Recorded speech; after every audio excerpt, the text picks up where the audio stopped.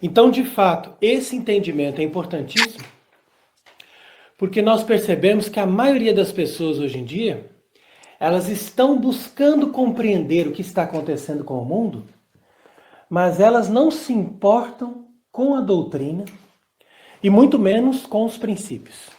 Então elas ficam presas ali aos fatos. O que está acontecendo?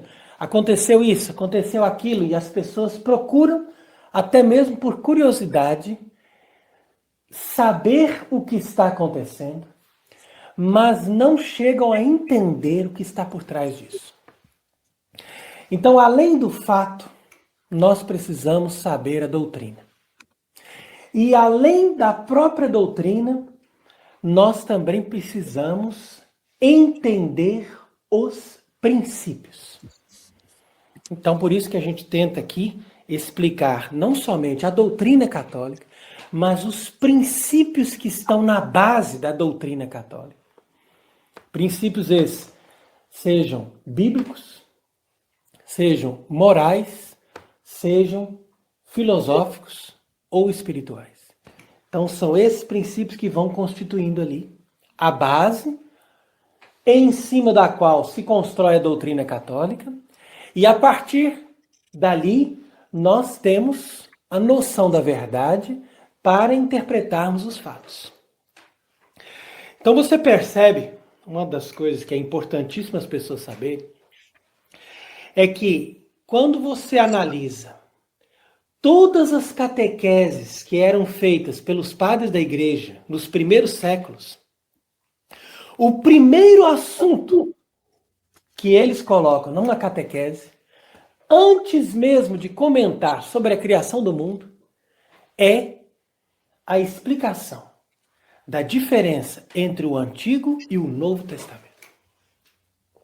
E dentro dessa explicação que eles fazem da diferença do Antigo e do Novo Testamento, os padres da igreja sempre deixam claro nas suas catequeses que o Antigo Testamento era uma aliança provisória, que foi anulada no momento mesmo em que Cristo fixou uma nova e eterna aliança através de lógica que nós temos que buscar aquela frase, aquele versículo fundamental das Escrituras.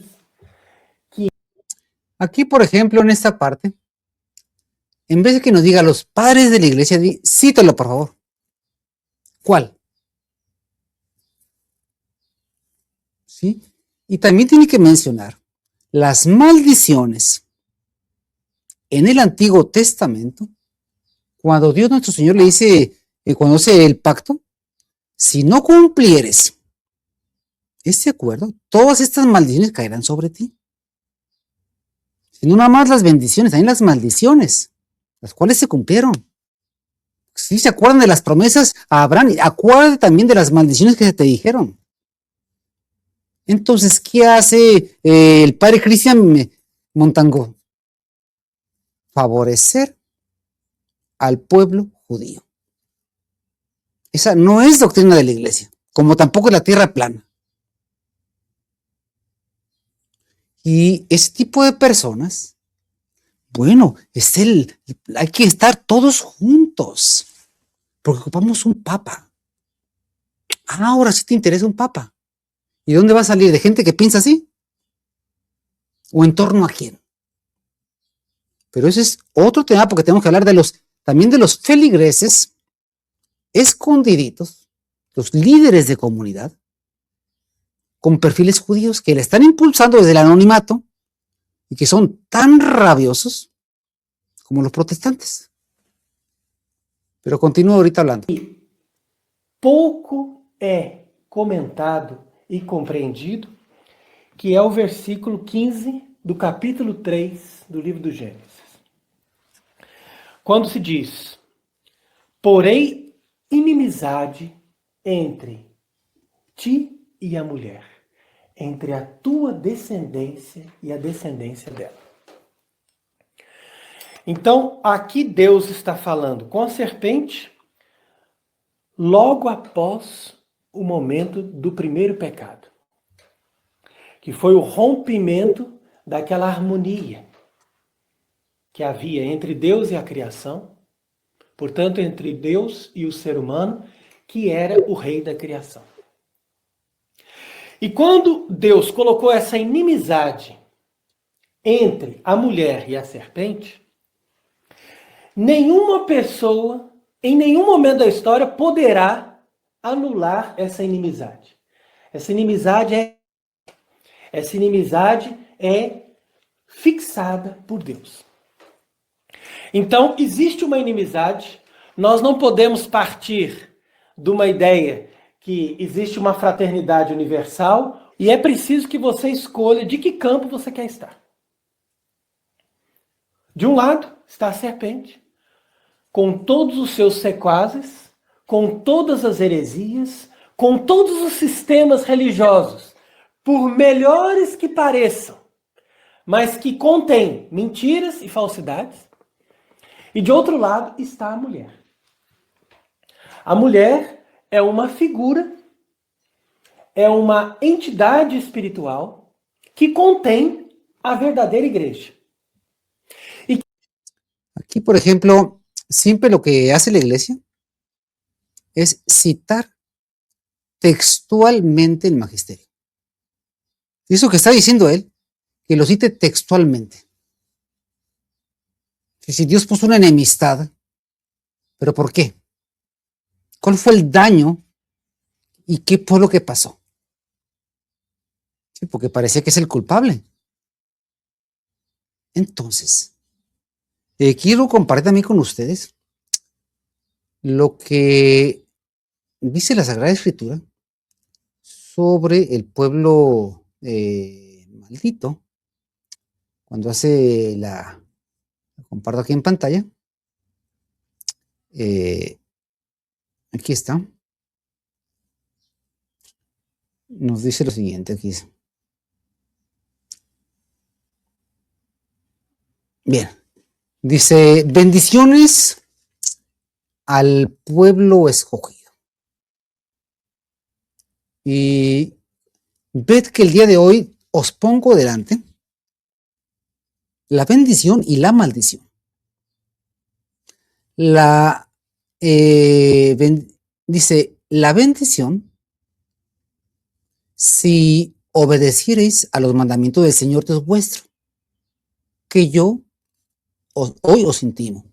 La maldición, si no obedeciereis a los mandamientos del Señor Dios vuestro, sino que os apartareis del camino, que yo ahora os muestro, y anduviereis en pos de dioses ajenos que no conocéis. Todas las bendiciones, y más tarde también en el mismo Deuteronomio, dice,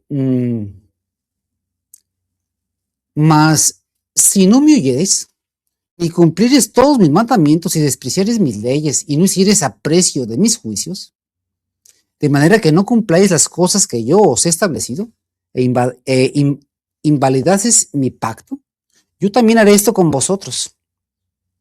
Os visitaré prontamente con carestía y con un ardor que acabe con vuestros ojos y consuma vuestras almas.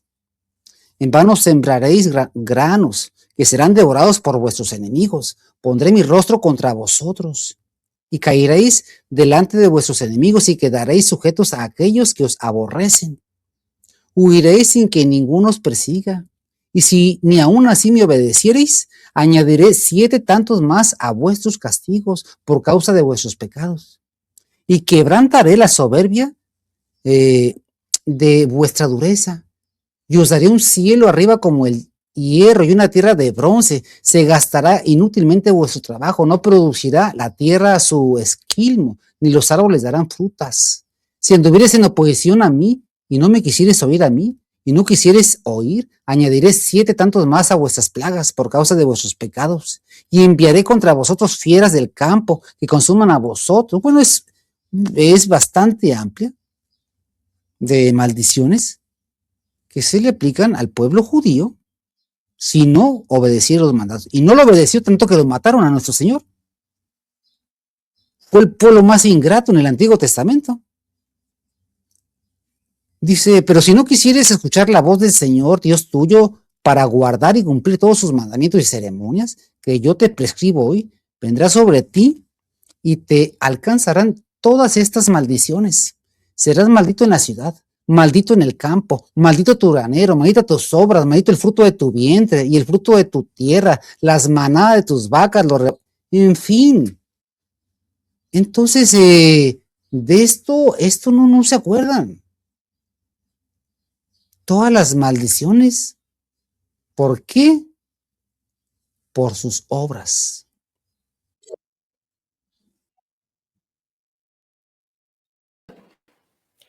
Mas que vai ser substituída, na medida em que ela dá luz à Igreja Católica. O sea, ¿qué está diciendo? A lo que él le llama la sinagoga santa, da a luz a la Iglesia Católica. Entonces, sí son nuestros hermanos mayores. Hay que estar agradecidos con la sinagoga santa. ¿Y podría decirnos, por favor, qué sumo pontífice dijo esa teoría? ¿O es una interpretación de usted? Entonces hay sinagoga buena, santa y sinagoga mala. Y cuando vino nuestro Señor, unos sigue siendo una sinagoga buena. O sea que hay judíos de los dos tipos. Entonces no hay que hablar mal de los judíos. Entonces San Pablo se equivocó. ¿Cómo? ¿Quién es quien crea la confusión? Las encíclicas contra los judíos y las prescripciones, que ni siquiera los cristianos se atrevan a comer con los judíos. Se equivocaron. Esa enseñanza está fundada en el Talmud judío, la que confunde.